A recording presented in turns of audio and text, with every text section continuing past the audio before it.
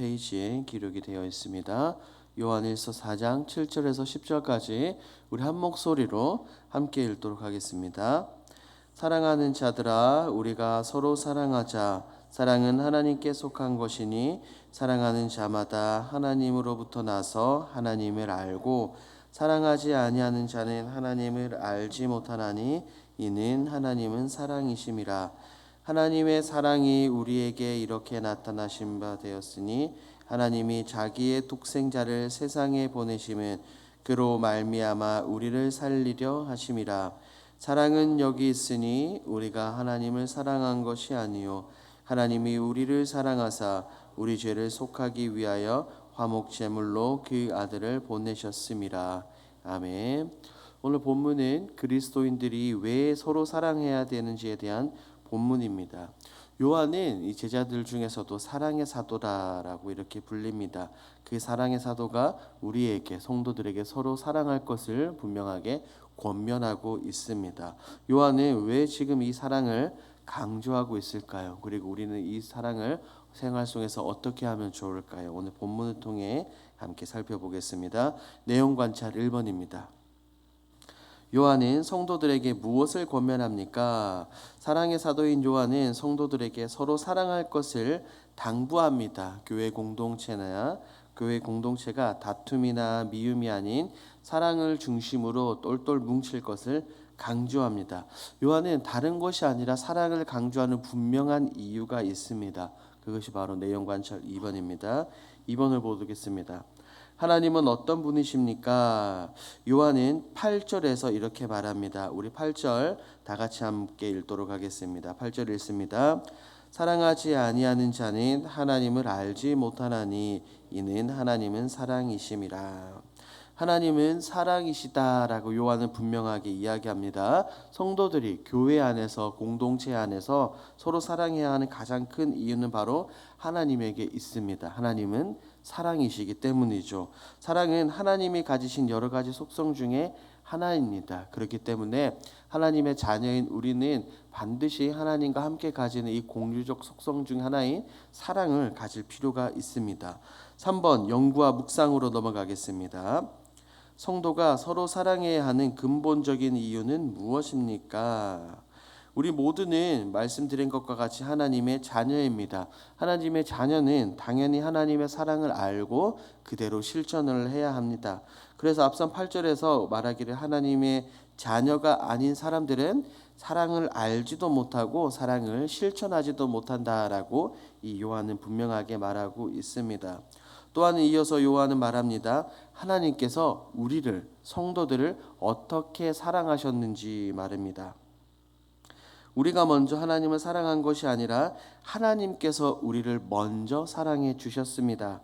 그 사랑의 표현이 바로 무엇입니까? 독생자 예수 그리스도를 보내주신 거죠. 그래서 요한은 이것을 예수님을 향해 화목 제물이다라고 그렇게 표현하고 있습니다.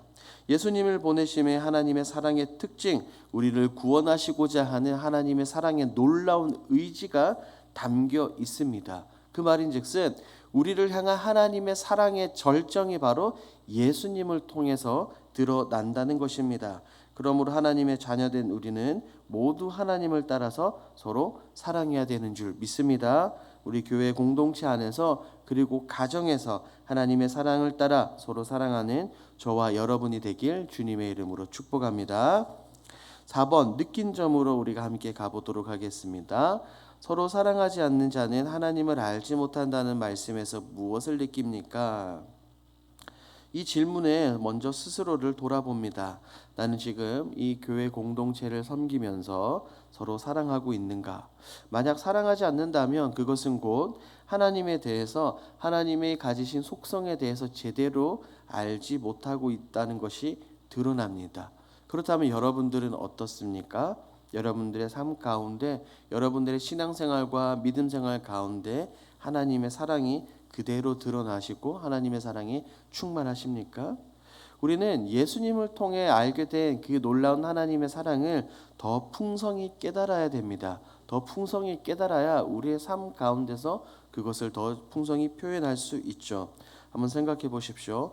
나를 좋아하고 나를 사랑해 주는 사람은 누구나 그 사람을 사랑할 수 있습니다. 하지만 때로는 나를 싫어하고 내가 미워하는 사람, 과연 그 사람을 사랑하고 품을 수 있을까요? 성경은 말하기를 원수까지 사랑하라라고 분명하게 우리에게 이야기하고 있습니다. 우리는 성경을 통해서 알 수 있는 이 하나님의 사랑을 반드시 실천해야 합니다. 내가 골라서 원하는 사람만 사랑한다면 그것은 완전한 사랑이 아니라 반쪽짜리 사랑입니다. 무엇보다 예수님의 모습을 본받아 나를 미워하는 사람까지 품고 사랑하고 좋아하고 축복하는 저와 여러분들이 되길 주님의 이름으로 축복합니다. 5번입니다. 내가 가족과 직장 동료, 이웃, 성도 간에 서로 사랑하지 못하고 관계가 소원하거나 갈등 중에 있는 사람은 누구입니까? 여러분들이 한번 머릿속으로 떠올려 보십시오. 그리고 한번 생각해 봅시다. 교회는 사람들의 모임입니다. 각기 다른 성향의 사람들이 모이다 보니 때로는 나와 맞지 않는 사람들이 굉장히 많습니다. 그래서 때때로 우리는 교회 안에서 서로 잘 어울리지 못하는 경우가 있습니다. 그리고 의견 충돌로 인해서 함께 교제하지도 않습니다. 이런 모습들은 우리가 교회 안에서 있어서는 안 됩니다. 우리 그리스도인 예수님을 따르고 예수님을 본받는 자들은 세상과 구별된 사람들입니다. 세상 사람들은 나에게 유익이 되지 못하고 나에게 해가 될 때, 나와 의견이 다를 때 관계를 끊습니다. 하지만 우리는 달라야 되겠죠. 때로는 나와 다르더라도 품어야 합니다. 때로는 내게 상처를 주더라도 저주하지 않고 긍휼히 여기며 사랑으로 감싸야 됩니다. 왜 그렇죠? 사랑의 모범인 예수님이 그렇게 하셨기 때문입니다. 예수님은 사람들이 예수님을 비난하고 예수님의 얼굴에 침 뱉고 뺨으로 때리고 주먹으로 얼굴을 쳐도 그들을 미워하지 않으시고 그들을 저주하지 않으셨습니다. 오히려 그들을 마음에 품고 그들을 위해서 기도하셨습니다. 만약에 여러분들 가운데 교회 공동체 안에 혹은 가정 안에 혹은 직장 안에 이런 관계에 놓여 있는 사람이 있다면 예수님의 사랑으로 먼저 손 내밀고 감싸십시오. 우리 하나님은 사랑의 하나님이십니다. 하나님은 독생자까지 아낌없이 보내실 만큼 나를, 여러분들을, 우리를 사랑하셨습니다. 그 사랑을 기억하며 삶의 모든 현장에서 이 사랑으로 품으시는 저와 여러분들이 되길 주님의 이름으로 축복합니다. 5-1번입니다. 하나님께서 내게 주신 사랑으로 주변 사람들을 사랑하기 위해 오늘 무엇을 실천하시겠습니까? 사랑은 하나님으로부터 시작이 되었습니다. 아무 근거 없이 먼저 찾아오셨죠. 이처럼 우리 역시 하나님의 사랑을 우리의 삶의 현장 가운데서 실천해야 합니다. 예수님께서 말씀하셨던 성경에 나오는 여러 가지 비유 중 사마리아인처럼 조건 없이 그 사랑을 베풀어야 합니다. 먼저 주변을 살피고 먼저 손 내밀어 사랑을 표현하십시오. 여러분들이 속한 구역과 전도회, 순모임에 속한 성도들의 순원들을 살펴보십시오. 그리고 입술로써 그 사랑을 고백하십시오.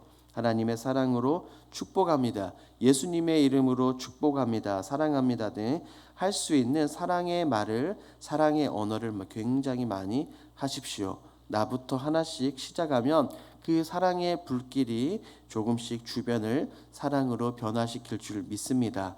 이것을 기억하시고 요한이 오늘 본문에서 이야기하는 것처럼 하나님의 사랑을 기억하시고 하나님의 사랑을 여러분의 삶의 현장에서 마음껏 드러내시는 저와 여러분들이 되길 주님의 이름으로 축복합니다. 이 시간 기도하겠습니다.